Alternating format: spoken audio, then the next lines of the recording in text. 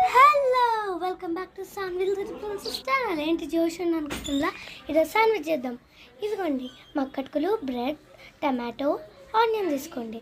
Tomato onion మీ parents help తీసుకొని చేయండి. ఇంకా సాస్ ఉంది. నేను మాత్రం రోజు చేయలేనండి బ్రెడ్, మా మమ్మీయే చేస్తుంది. చూడండి వెదర్ ఎంత అందం ఉందో. ఇదిగోండి మళ్ళీ మా మమ్మీ నన్నే చేయమన్నది.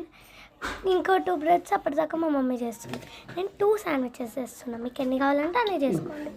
సో నేను సాస్ని బ్లెండ్ చేసుకుందాం బ్రెడ్ మీద. అయ్యో ఎక్కువ పడింది. సరే బ్లెండ్ చేసుకుందాం. నేనైతే నైఫ్ని యూజ్ చేస్తున్నా. స్పూన్ కానీ ఫోర్క్ని కానీ మీరు యూజ్ చేయొచ్చు. మీ పేరెంట్స్ హెల్ప్ లేకుండా చేయకండి.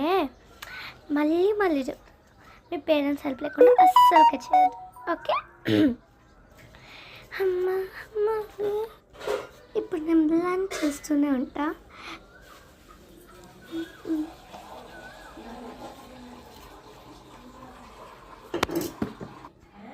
ఇప్పుడు నేను ఇంకో బ్రెడ్ని కూడా దాని మీద బట్టి కొంచెం బ్లెండ్ అవుతుందని చూసిన, కానీ కాలేదండి. మళ్ళీ దాని మీద కూడా బ్లెండ్ చేస్తున్నా. నాకు నైఫ్తో చేయరాట్లేదు, మనకి స్పూనే బెస్ట్. కొంచెం సాస్ ఇంకొంచెం అప్లై చేసుకో. మళ్ళీ ఎక్కువ వేయాలనే ఉందిలేండి.